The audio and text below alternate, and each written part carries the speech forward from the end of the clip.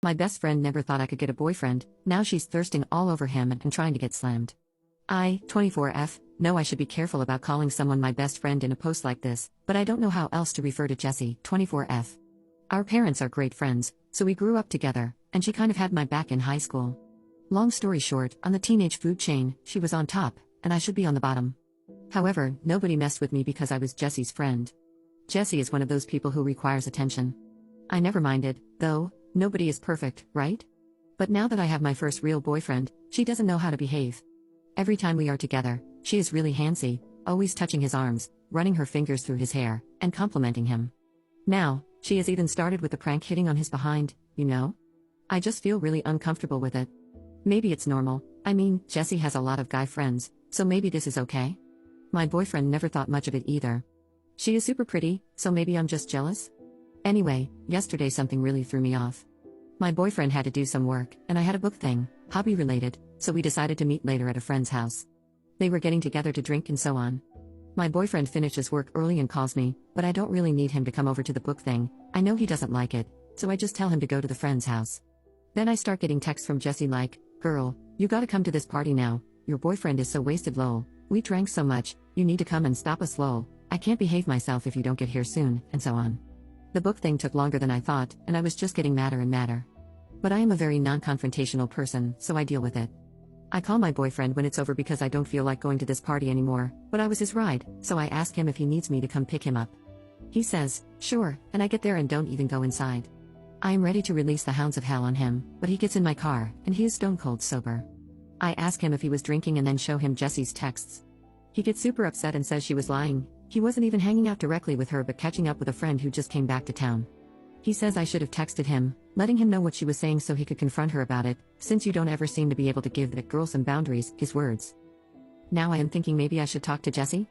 But maybe she was just tipsy and annoying me because she wanted me there. I don't know, I mean, this girl was really nice to me growing up when she could have been a B-word. I don't like how she behaves around him, but at the same time, I don't want it to look like I don't trust her. Is there a polite way of going about it? Update 1. Last night, we were alone because she wanted me to help her choose clothes for an event. I was at her place, so I thought I should say something. I was very polite and just said that I knew she meant no harm, but I didn't feel good about it, so I asked her if she could tone it down. She didn't really say anything mean, but her attitude was a bit off, I think. She was looking at me in a scornful kind of way, and the way she smiled once I was done talking, it just felt weird. She didn't say anything else but okay, and we just moved on to choosing her clothes, and I left after. We were supposed to go get something to eat, but she said she was tired. I am not dumb, she was hurt. So I texted a common friend, more her friend than mine, and without getting into details, I just told him that I talked to Jess about something that was important to me but that I was afraid she may have gotten the wrong idea from it. The common friend said, "Look, I don't want to get involved, but you should watch it." I asked what he meant. He said, "Nothing, just watch it." A little while after that, he texts me back and says, "Changed my mind, I do want to get involved," and sends me a bunch of prints of texts going back and forth between him and Jessie. It basically starts with him asking her if the two of us had a fight because I was worried, and then just a non-stop stream of her being horrible. He was kind with his words, I don't mind him stepping in. She says I had a big mouth and was judging her behavior because I'm a prude who doesn't know how to be around guys. She claims she taught me everything I know about having a life and how dare I tell her what she can or cannot do, or how I should thank her for even having a boyfriend at all. The common friend actually called her out for being rude and no friend of mine. After the prince, he told me, "I'm done with her, I give up, and you should watch it." He also said it was okay if I told her I had the prince. I didn't, though. I didn't know what to say. I mean, she is not 100% wrong, but even though I know that, it really hurts to read those. This morning I woke up and saw she texted me late at night. She says she knows Pete sent me the prince and she didn't mean to be rude, but it's ridiculous that I am jealous of her because if she wanted my boyfriend, she could just have him. She even said, "You want me to prove it?" She ends it with kisses and a joke. So I don't know if she was being playful, apologizing, threatening, or being pragmatic. I haven't answered her yet. I don't know what to say. Should I even say something? Or should I just let it go? Update 2. Turns out she already went after him. I was stupid. My boyfriend is already doing it with her.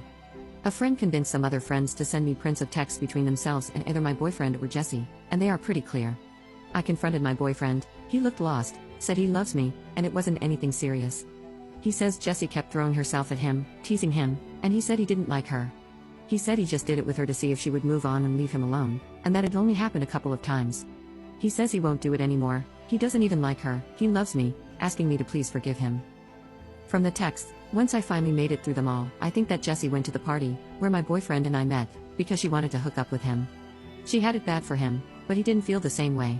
She was trying to get him to break up with me, and then to get me to break up with him, and it worked. As of yesterday, he is a single man. In some of those texts, they are talking about some of the hookups. I feel sick to my stomach. I blocked him because he was still trying to get in touch, and I ghosted her, but she just sent me a message saying she just heard what happened and, you know, this was probably for the best, right? I just feel like screaming. Update 3. I said I'd come back if anything relevant happened. My ex-boyfriend kept trying to get in touch through common friends. They kept asking me to unblock him and at least hear him out because he was really sorry. He loved me, he was a mess, and he didn't mean to. Someone even went as far as to ask me if I was really sure it happened. They offered to send me prints of texts where he was talking about me, so I'd see how he always had great things to say and how much he cared, but I've had it with the print screen drama for life and said no. To the ones who insisted, I told them I wasn't unblocking him, had nothing to say or hear, and if they kept pushing me, I'd block them too. I ran into my ex-boyfriend at this book thing I often go to. Maybe I'm being presumptuous, but I think he went there for me. He didn't really have any business there, but I'm just speculating really. He asked if I had a few minutes for coffee, and I said I was late, so he walked me to my car. He looked so good and smelled great. He was so sweet, even wearing his hair the way I like it. I feel horrible because even after everything, I still like him. He apologized some more, said he knew I needed time and space, but asked if I'd consider giving him another chance because he would wait for me. He said he would never talk to Jessie again and would act like they had restraining orders against each other, and I just found it really funny how everything he was saying required me trusting him, which I don't. So I told him I wasn't interested anymore, and he should move on. I wish I said something snappier or wittier, but I had nothing. This was Saturday, and I haven't heard from him or friends since. I think that was that. Jessie also kept trying to talk to me. Like I told some of you in comments, I had a trip coming up. It would have been me, Jessie, my ex-boyfriend, and a few other friends. Since Jessie couldn't afford it, my parents paid for most of her expenses. She must have remembered this right after everything went down and panicked because I had everything like vouchers, confirmation emails, credit card info, etc. I didn't block her at first because I admit I was having some fun watching her despair. I talked to my mom, and she was amazing. She told me I should cancel everything, even if it cost us money. It was fine, so I did. And for one last bit of print screen drama, I printed all the emails I got confirming cancellations and sent those to Jessie with the word bye before blocking her. My roommate has been amazing. We were never really close, and now I don't even know why.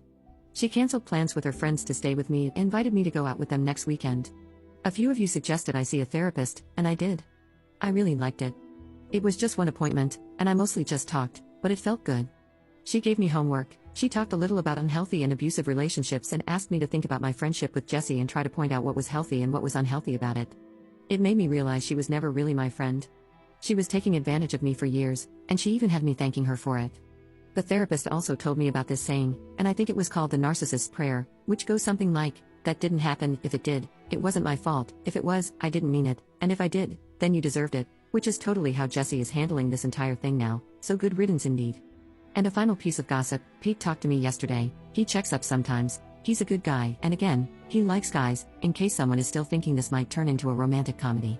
He said Jessie was super sure that since I broke things off, she and Dean would hook up right away, but apparently, he doesn't have the same plans, and that freaked her out over the weekend. Pete says he really is a mess and went out drinking hard for 4 nights in a row to the point he had to be carried home by his pals. And yesterday, they all went out for lunch at this burger place. Jessie was going to run her fingers through his hair or something, and he just pushed her away and told her to stop and never touch him again. Great that now he manages to do that, huh? I guess, in the end, he really did like me in his sick way. The thing is, I don't want to be with someone who likes me in a sick way. I want to be with someone who likes me in a healthy way, and I think I deserve that. I'm also thinking about taking the money I got back from the trip to go somewhere else by myself, but haven't decided yet though. Anyway, this will be the final update on this, as it is unlikely that I will have anything new to add. Now, I think I just need time to heal and let go, you know.